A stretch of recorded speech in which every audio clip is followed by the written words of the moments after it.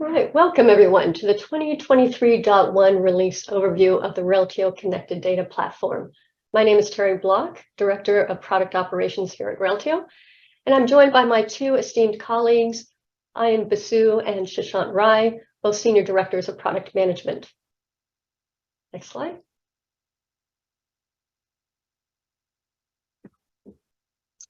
Before we begin, please know that this session is being recorded. The recording will be made available after the webinar is concluded, and it will also be available out on our community site. All attendees are in listen-only mode, but we do want to hear from you, so please type any questions you have in the Q&A panel. Our product managers are online and available to answer any of those questions as they arise during this session. Next slide. At Reltio, we do subscribe to disruption-free releases. We have 3 major releases a year in February, June, and October. We also have weekly releases to deploy resolutions to urgent blockers and critical bugs. For our major release, our 23.1 is our first major release of the calendar year of 2023. Our preview begins today, and the features for all the in the release are all available for general access on February 22nd. Next slide. Our agenda today is that first Ayan will go through the highlights of the 2023.1 release. Then Ayan and Shashant will go into a little more detail on all the features in the release, and I'll wrap it up with some key dates and resources before we close. And with that, I'd like to turn it over to Ayan. Thank you, Terry. Hi, everybody. Thank you for joining today. Good morning, good afternoon, good evening, wherever you are. So today I'm really excited to bring you our 23.1 release, first release of the year. And before we jump into the release highlights and details, just want to bring your attention to our Reltio Connected Data Platform and give you a quick overview of the 3 big parts and components of the platform, starting with the very bottom foundational layer, which is our cloud native layer. We're cloud hosted, cloud native, born in the cloud, and we are available on AWS, Azure, and GCP. We have compliancy to all of the security compliance requirements and regulations that come out. We also are flexible, scalable, and continuously investing in low latency APIs at scale and a higher and higher availability, optimum disaster recovery, as well as our platform is AI ML ready. So on top of that cloud foundation, we do have core MDM capabilities that we offer to you. And these are investment areas for us as we continually work on enhancing our feature offerings. So all the way from entity resolution, data governance, relationship management, and so on, you can see the core areas that we offer as part of our MDM platform. And then the very top layer is what I'm really excited to talk to you about today, which is our velocity packs, building on top of the core foundational layers to offer you quick time to value and get the most out of Reltio as well as your data, leveraging these industry-specific vertical solution velocity packs that we've created and developed. So on the next slide, I can talk to you more about it. Actually, before I get into that, I do want to do a quick overview of the highlights of the release. So if we think about the release and the product offerings that we have, they are broken down into these 3 themes. The first theme is what we call data activation. So how quickly can you activate the data that you have in your ecosystem and power your business initiatives? And so that's where velocity packs come in.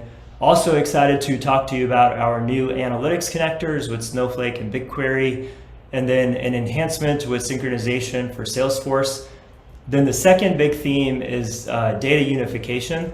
So we will walk you through later in today's session, data quality, time series, general availability, also an enhancement on error on saving for data validation functions, workflow UI inbox enhancements, as well as our brand new UI.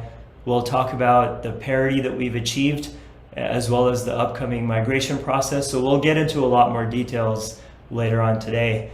And then the last piece is our real-time performance and reliability. So investments that we've made in China, cloud availability in China on AWS, as well as self-service capability to delete tenant data from your dev and test environments. And then lastly, self-service client credentials. So a lot to cover today, a lot of really exciting things.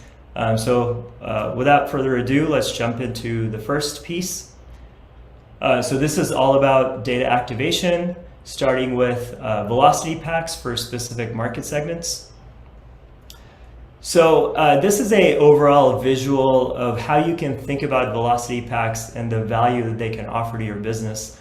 So if you think about all of the different data sources that you have, first-party data within your systems, whether it's a CRM or data warehouse, or from your marketing data that you have in your organization, combining that with third-party data from common sources like Dun & Bradstreet, BvD, and so on, then the core piece, the core enhancement that we've made is the velocity packs, which is this orange box. And so we looked at different verticals with life sciences, healthcare, insurance, financial services, and then B2C, B2B is broader verticals.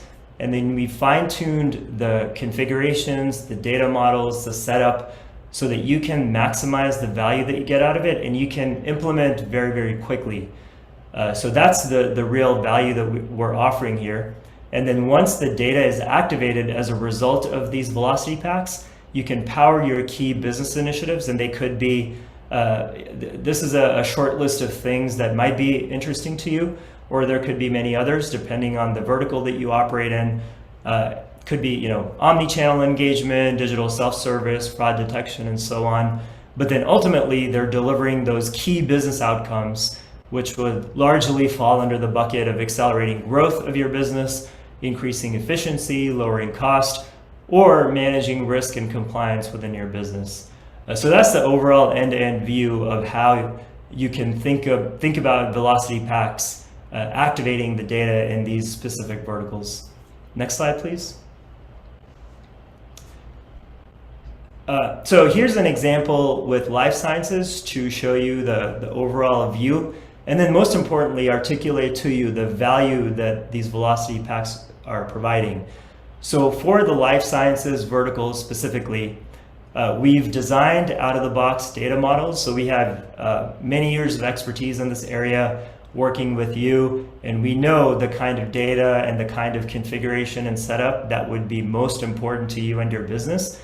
So we've used all of that expertise to offer you this out-of-the-box configuration that you can plug and play within your ecosystem. So this would drastically decrease the time to implementation and get you up and running that much faster. And then these three boxes you see, those are the key integrations that the life sciences velocity packs can have to offer and deliver even more value to you and your business. So these pre-built integrations that we have on the left side, these third-party data enrichment. For example, today we already have out-of-the-box data enrichment from DEA, from NPI 340B. So these red asterisks indicate where we already have pre-built integrations. But then if you need other integrations on top of that, with MedPro, IQVIA, Sightline, there's ways to do so. And then we additionally are working on additional integrations to offer you out of the box as well as part of our longer term roadmap. So that's one piece of it. The bottom part of it, you can see these analytics connectors. So I talked about Google BigQuery and Snowflake. These are connectors that can work with these life sciences velocity pack or any of the other velocity packs that we have to easily transport your data that's cleansed and consolidated into these common data warehouses. So Snowflake and Google BigQuery are the ones I'm going to talk about today. But then additionally, you can use our integration platform to integrate to any other data warehouse that you're using at the moment with these velocity packs. And then lastly, there's also an application integration piece of it, which is the right box here. So Salesforce, we already have a connector, but then these other ones like Viva and SAP and Google Cloud, you can integrate to them as well. So this is how using these velocity packs is how you can accelerate your implementation efforts along with these pre-built integrations, as well as our integration hub platform that can give you additional flexibility to integrate to other applications that you're currently using today within your business and technical ecosystems. Next slide. So now I'll jump into the Google BigQuery and Snowflake connectors, the new versions that we built. So if you click ahead. All right, so here, do want to spend a little bit of time talking about our Snowflake Google BigQuery connectors, and there's also a demo video that I can walk you through. These are our brand new connectors that we're launching. These will be near real-time data updates from Reltio connecting to BigQuery or Snowflake. And the way we've designed these connectors is their simple setup and automated delivery, data delivery, so they can focus your attention on more important things in your business. And the data types that we offer as out of the box are much more comprehensive than our existing connectors. So you'll get even more value add out of these new connectors for Snowflake and BigQuery. And these are near real time. So as soon as data gets updated in Reltio, you can stream them easily into your Snowflake and Google BigQuery data warehouses. And then the way these connectors have been built, it's using a lot of the services that Google BigQuery and Snowflake offer. So it's lowering the cost and making your implementation much more efficient. So we did think about building these in a cost-effective way for your purposes, so that there's not an extra overhead to implement and install these into your systems. And then lastly, these work very seamlessly with Google Looker, which is the big BI tool for GBQ, and then also Snowsight, which is a similar BI tool for Snowflake. And here, a screenshot down here shows you some standard reports that you can run by easily integrating with those BI tools. And all of this will be available on our documentation as part of the GA release, so you can maximize the value that you get out of these connectors. So on the next slide is a quick video that I'll walk you through, and you can see firsthand how this works. So this is a video of Snowflake integration. And here, as the fields are being filled out to create a Reltio profile, the intention is to show you how quickly this data can get piped into Snowflake. Because it's streaming, it's a near real-time technology. You don't have to wait, run scheduled batch jobs or anything like that. So this entity right now that's created in Reltio will now appear in Snowflake. So in this Snowflake instance, the entity, you can see all the different queries that are up here, and you'll be able to see all of the data that's associated with that entity. So all of the attributes that are coming back. And all of this is being ported over in a near real-time fashion, as you can see. So once you run this query, you can see all of the data in the JSON that's coming back in terms of the attributes. And then there's different views and custom views that are available based on the initial set of data that's going in. And you have operational values that are available. You can see contact data that's available. And then also the JSON's flattened as well. So this video is showing you a quick overview of all of these different aspects of these views that you can quickly refer to. And so that's the simplicity of this connector and the way we've designed it to get you value out of using Snowflake, the Snowflake Reltio integration quickly. In this query, that you can see the top lead scores are being filtered out based on the query that's sent over. So specific data that you're interested in is bubbling up to the top. And then the last query here is using the time travel feature of Snowflake to show you during specific periods of time what the data that's been changed or updated, and be able to display that to you in a quick, efficient manner. So that's a quick overview of the Snowflake connector. Now I'll jump right into the Salesforce Connector bidirectional synchronization update that we've made. So on the next slide, it's the summary of the update that we've made here. And this is the main update here is any of the Salesforce contacts that are created as it goes into Reltio. The Reltio mastering obviously happens. This is a near real-time synchronization of all of that Reltio mastering, the consolidation that's happening in Reltio, getting that back into Salesforce in a near real-time fashion. And so all of the merging and the deduplication that's happening in Salesforce, all of those will get ported back in, in the Reltio all of those will get ported back into Salesforce. And I have another demo video to show you exactly how that works. And then Reltio URI and Reltio ID also are available in Salesforce's custom fields. So in this video, you can see the creation of a new contact within Salesforce. So as all the fields are being filled out, you can take note of the name and the department, purchase, web. So keep that in mind. The address, 555 East Main Street. So you'll see once this is saved, Mark Taylor is saved within Salesforce. For the purposes of the demo and the video, we're going to force the sync into Reltio. So normally this happens in a 5-minute polling basis using queues. In this case, we'll run the sync and force it to sync up with Reltio immediately. And then once this is synced up, we'll go into Reltio now and be able to see the Mark Taylor contact. And you can see how the address was cleansed. So instead of saying East, now it's 555E, and then the Reltio URI got generated. And all of this information will now be immediately available in Salesforce. So now in Salesforce, what we want to do is create another duplicate contact. In this case, you have Mark Taylor. The change is department and lead source. Once this is changed, note again the address here, 555 East Main Street. So this is a duplicate contact that's created in Salesforce. And now we'll repeat the same process of forcing the sync into Reltio. And then once the synchronization happens, you'll see the duplicate contacts being merged. So you see 2 duplicates here in Salesforce. And then in Reltio, the 2 duplicates will now get merged. So in a second, you'll be able to see that. So here we're searching for Mark Taylor in Reltio, and you'll see a single instance of that contact available now. And then you see the address that's gotten cleansed. You see the department and the lead. And then in sources, here's where you see the actual survivorship that's happening based on the different rules that we have set up coming in from Salesforce. And in the activity log, you can see how the profile was merged. And now back in Salesforce, you only see 1 contact, so it did get deduplicated and merged.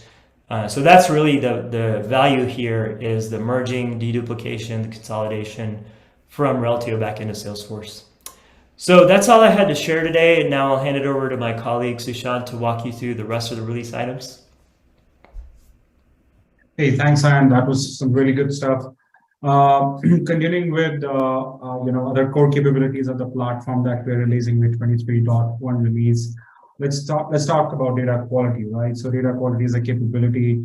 It comes with a dashboard that we released a couple of releases ago last year. And one of the key features that we released in the last quarter was time series, which was only available in early access, but it's now going to be generally available to all customers. And it's going to be in preview for all of us, our customers. Sorry, it's going to be available, the preview for all our customers. So what is time series, right? So for those of you looking at this for the first time, Reltio Data Quality Dashboard allows you to measure the quality of data within Reltio over a period of time. So for any attribute on any entity type, you can see how the quality of the data got affected as, within a certain period of time. You did a data load, or there was another ingestion event, any changes you did, a bulk of data, things like that. You can see if the quality of the data went down or went up, and that way you can assess, right, whether, for example, data coming from a certain source is decreasing the quality of the data within Reltio, right? So with time series, you will have a real-time visibility into the operational metrics within our interactive dashboard. Let's see it's in how does it look in progress. So this is the Reltio Data Quality Dashboard, right? For within an entity type, you can just select any attribute which you want to see the time series metrics for, and you can see all the profiles, right, with invalid data. So profiles with invalid data were pretty flat, but on around January 1st week they went down. Similarly, fill rates went up around Jan 5th, right? So you might have seen, right, around first week of Jan, there was an event which changed these metrics. You can select different time horizons here from 1 month to the last 6 months, and the same horizons will be displayed here on which this particular metric is being, data quality metric is changing, right? So very powerful to see changes happening in real time as well as effect of your data load or any data operations. You can click on any of the chart to drill down on the details and then take corrective actions on any of those attributes. So very powerful, and this is going to be available for all customers and requires no configuration. Will start working immediately.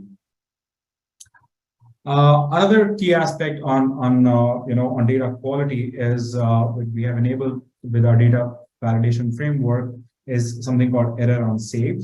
This capability is particularly implemented for customers to prevent getting bad quality data within Reltio, right? So with our data validation framework, as you know, you can configure rules. The current capability of the framework is that if you configure certain rules and when those rules are met, users will be shown a warning message on the UI, right? That you have an invalid character in first name, for example. But that's just a warning, and that does not stop from getting bad quality data created, right? And our customers have told us multiple times that, hey, can we just stop it, right? So that's the enhancement we are bringing. You can simply create data validation rules in the data validation framework under the console. And once those are set up, and as soon as a rule is, I would say, is met, the save will be prevented, right? So if I'm on the UI and trying to create a profile, and if a rule is violated, the save will be prevented and the creation or the update of profile will not be allowed. And these rules will also apply for data getting created via API calls or data getting created via data loader, right? So we have covered the whole spectrum of sources by which you can, cover. It's possible to create bad quality data. How does it essentially look? You can create a new data validation function in under console. You have to pick validation level. As I said earlier, only warning was available till now, but you can choose an error now.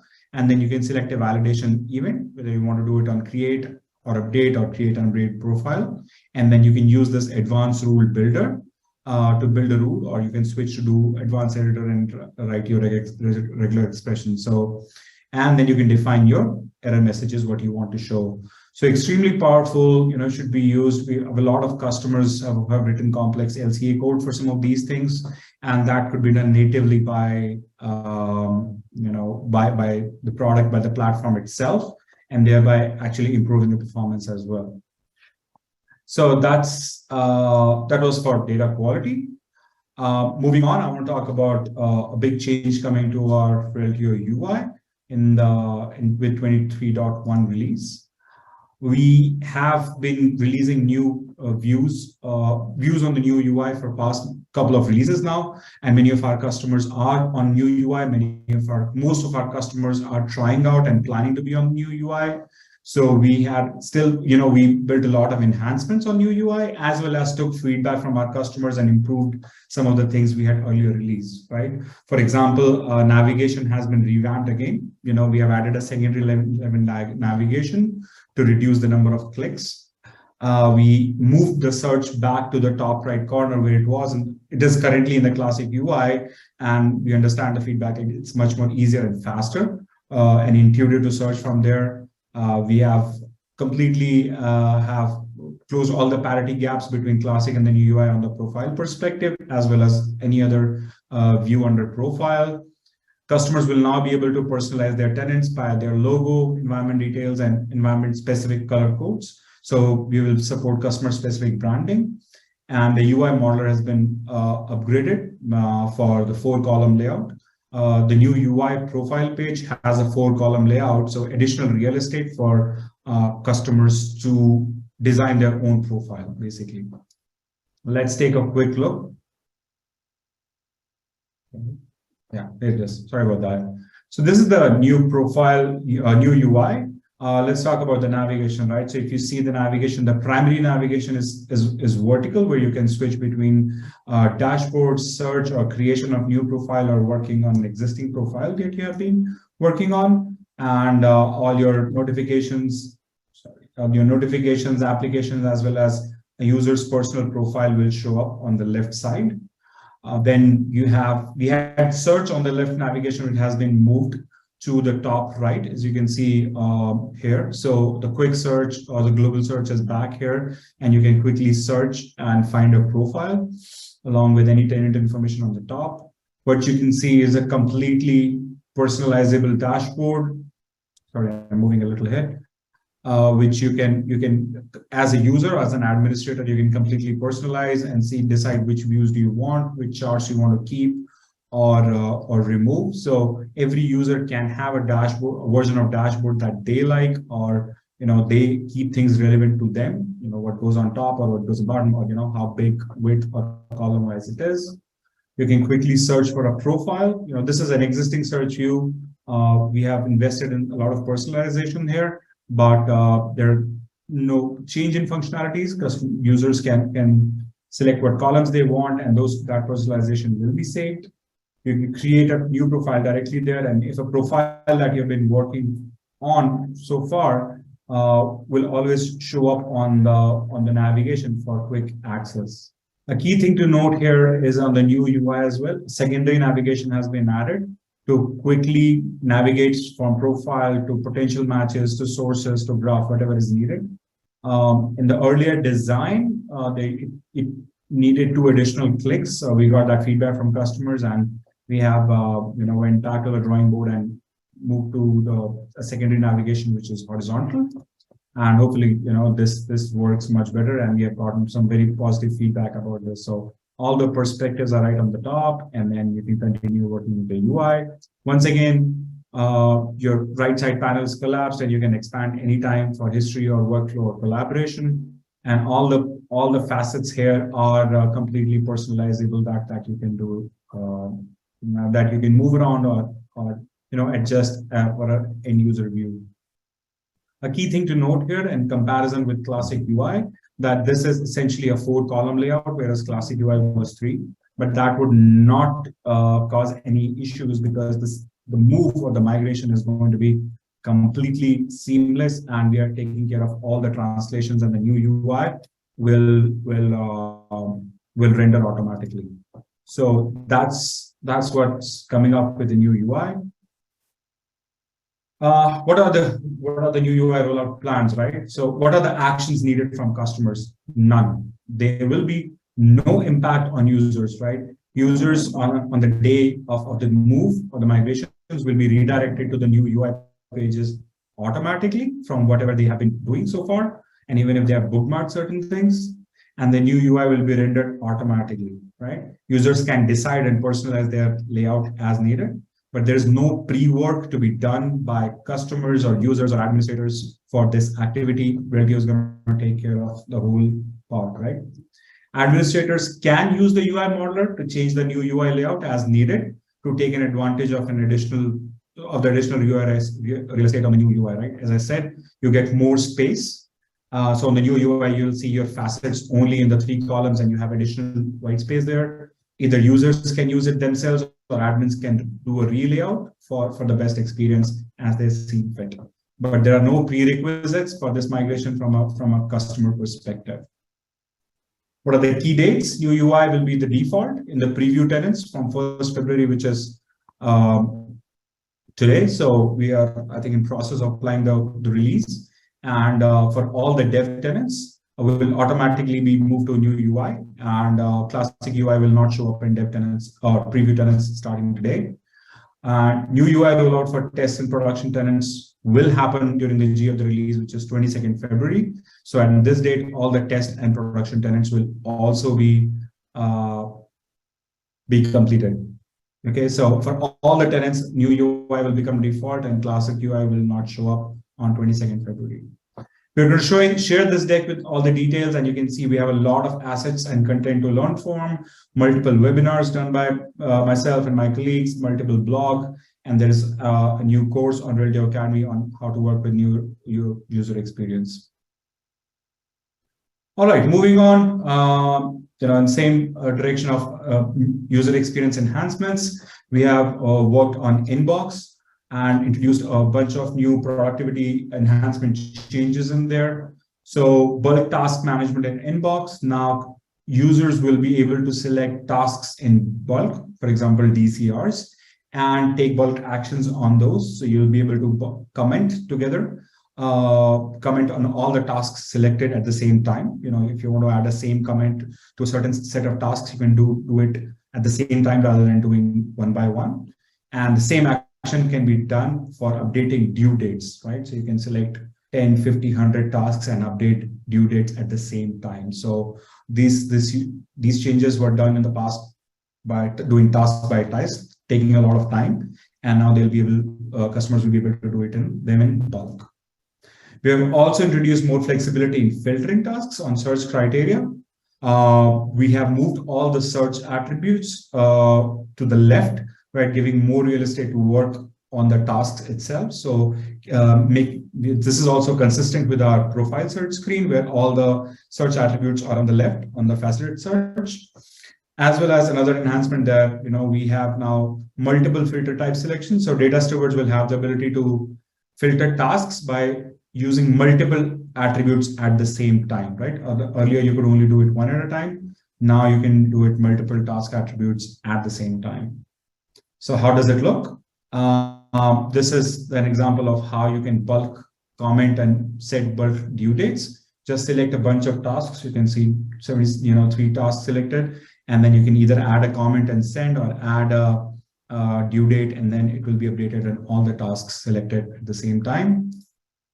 On the inbox, all the search criteria search attributes are moved onto the left side, just under the inbox, team sent, and all folders. So all these are easily accessible now, and then you can just search and select attributes and select multiple of them, and search based on them. All right, coming up with some enhancements on data modeling capabilities. So some of you might remember in the last release, we delivered self-service capabilities on data modeler under console to define survivorship strategies, right? Before that, the only way to define survivorship strategies were to do it in our L3 configuration using JSON. But now customers and administrators and configurators can actually just use our survivorship strategy UI under data modeler to build complex survivorship rules and publish them immediately. We have enhanced those capabilities to now add filters, as well as fallback and filter conditions and fallback strategies. Right, let's see how it looks like. So as you can see, this was a capability that we delivered last release, where you can have survivorship groups and create them right here from the UI. Under data modeler, we have in console. And if you select one of the survivorship groups, what you can do now is add filters as well as fallback strategy, right? And it's extremely intuitive and simple. You can click on filters and simply create a new filter or a set of, or a complex condition, which then will apply that filter, right? So this is very similar to our advanced search capability, where you can have multiple attributes and multiple conditions to define a filter. And once it is done, the filter gets applied, right? So that is around filter. You can also apply fallback strategies. You can select your primary strategy and then fallback criteria, whether it's 0 or more than 1, or just more than 1, and then select your rule type. You can also have multiple fallback, and then you can have nested fallback within those, right? Which will be executed one after another in order. So all the complex modeling that would require, complex JSON code can now be done from the UI itself.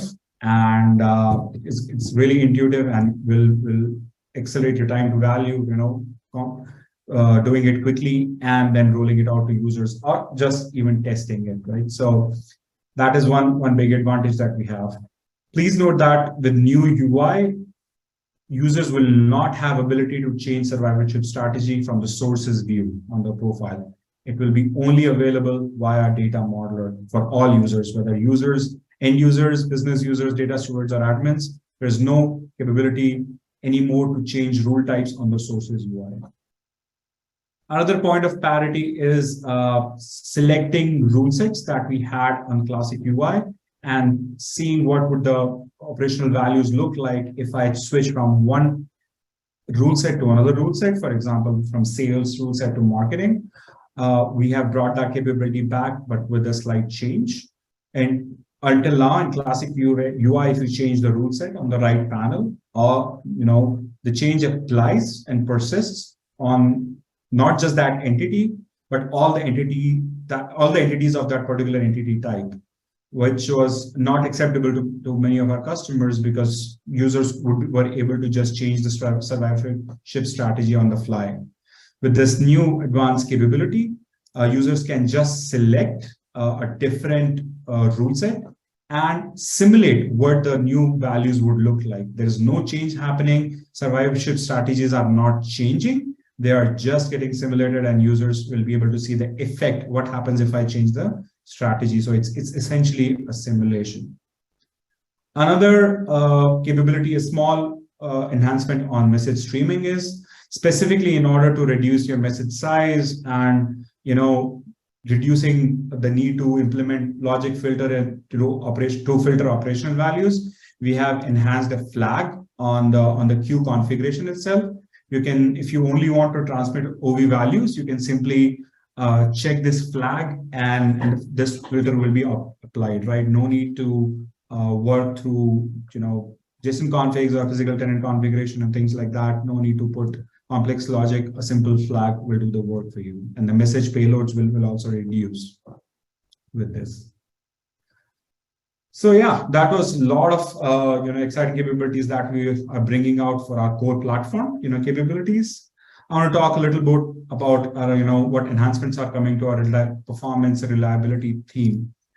So a big chunk of time gets spent, when customers want to integrate with using APIs, but they need API client credentials, right? And every time they need a new client credential or want to update a client credentials, customers are right now forced to raise a support ticket, and then support team does it for them and shares credentials. But with now, we have developed a self-service application within console where customers can themselves just request new client credentials or delete the existing ones and get another one, right? So you're onboarding a new source and you're integrating with APIs, or you just want to refresh the credentials for existing APIs, you can simply use this application within console. Customers will have greater control. It improves security and compliance, and it also complies with all the latest and greatest in security and industry standards. Let's see how it works, right? Another demo. So within console, you can select a particular customer or tenant where you want to work, and this is the view where all the client credentials already created are displayed. If you want to create a new one, just hit on create, fill all the required fields. Some of them, like client ID, is going to be mandatory. Description to understand what is it for, what roles you are going to be assigning to this particular client credential. Select one or many. Select your access token validity. It's important to have your contact name information to know who created this, and fill all the authentication methods and token validity and simply submit. What we'll do this is use our APIs internally and give you a client credential, right? And key thing to note is that this will be shown on the UI. You can easily copy it, but we have make sure that you copy and keep this client secret. Users will not be able to see this client secret again. This is a security feature. We are not going to save it. Nobody will be able to save it, edit it and copy it again, right? If this gets lost, simply delete this and create a new client credential and apply it. So it's definitely done for enhanced security. So that's pretty much the feature what it is about. Moving on to another self-service capability. During the due course of implementation, before the first go live or continuous go lives, there are a lot of activities that happen in a dev tenant or a test tenant, right? And customers try to load their data and then do some configuration changes and fine tuning and then delete their data, load it again based on the new configuration. But the current process is a little tedious, where you have to reach out to support team, and support team takes a few hours or days to delete the data and get back, and then the process starts again. What we have done in order to streamline this effort, customers can now do this tenant delete, data delete capability on their own. simply go to tenant management and create a job for deleting the tenant data. You have a selection. Do you just want to delete data or activity log or both? And once you do the confirmation, a job will be created and which will run in the background. You can always see, like any other job in Reltio, what is the status for that particular job. And then once it is completed, the data will be deleted in the tenant. So another self-service capabilities for customers to do these tasks themselves rather than reaching out to Reltio support team and do continuous work rather than waiting for a task to be completed. Another exciting announcement from Reltio, we are expanding our geographic footprint. Reltio as a platform is now available in China. Okay, as you know, right, our cloud-native platform has been a market differentiator, right, which allows us as Reltio to expand geographically, right? We are available on AWS, GCP, and Azure, which gives us access to data centers across the globe. But our customers also have their businesses everywhere itself, right? So with introduction of Reltio in China, will allow customers to expand within China, but at the same time comply with all the local data residency and privacy regulations, right, of storing data locally. So we have partnered and we have established a platform within Reltio, and it is available on AWS in China. So customers can start, immediately and onboard their customer data. There's a key regulation or a certification that every company has to go through, which is called Multi-Level Protection Scheme, MLPS, from the authorities in China. If they want to deploy and host customer data locally, Reltio achieved this certification last year, and now we have the physical certificate as well. So we are ready to host customers, and we are already complying with all the necessary certifications and local laws, right? So for any customer, existing Reltio customer who wants to explore expansion into China, please reach out to us, and we'll be happy to work with you and set it up for your expansion in China. This is really exciting. We have a very good roadmap of expanding into other geographies in the rest of the year, but this is the big announcement for now. Reltio is now available in China. So I believe with that, we conclude the section of where we are talking about all the capabilities which are coming up with 23.1. And now I would like to hear from you. So here's a poll. Terry? Yes, thank you. We'd like to hear from you now. I'm going to launch a poll. Love to get your feedback in terms of what are the features you're most excited about. So please take a moment and provide us with your feedback as to what you're most interested in. And then I will share the results.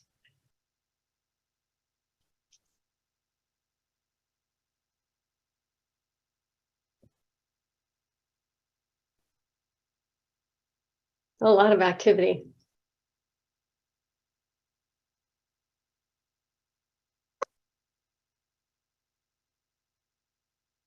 All right, to get your comments in, I'm going to close the poll in 10 seconds.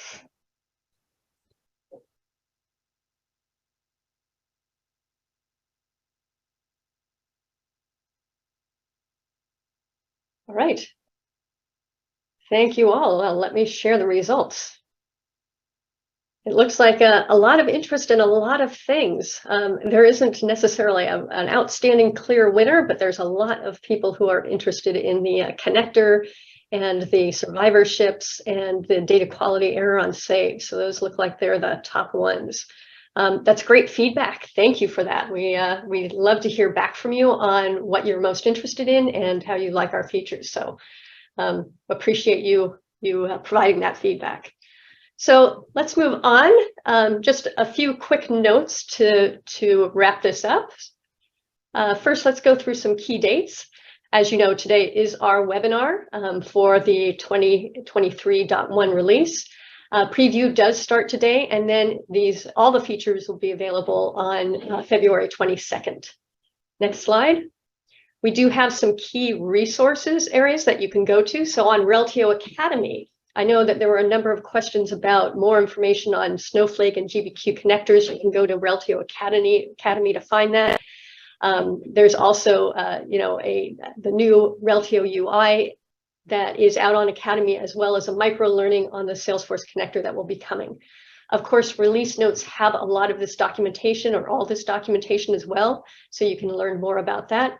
And for those of you who are very interested in the Snowflake or GBQ connector, we have 2 community webinars coming up, one on February 23rd and another one on March 2nd to go through those connectors. So those are not all. We'll be adding more community webinars as well. So please go to our community site to get more details. And with that, I think that we are at the end. So I'd like to say thank you very much. We will stay a few more minutes to finish up answering some of these questions. So product managers, if you can go in there and wrap up some of those questions, we'll answer those. But for the rest of you, thank you very much and have a wonderful Wednesday.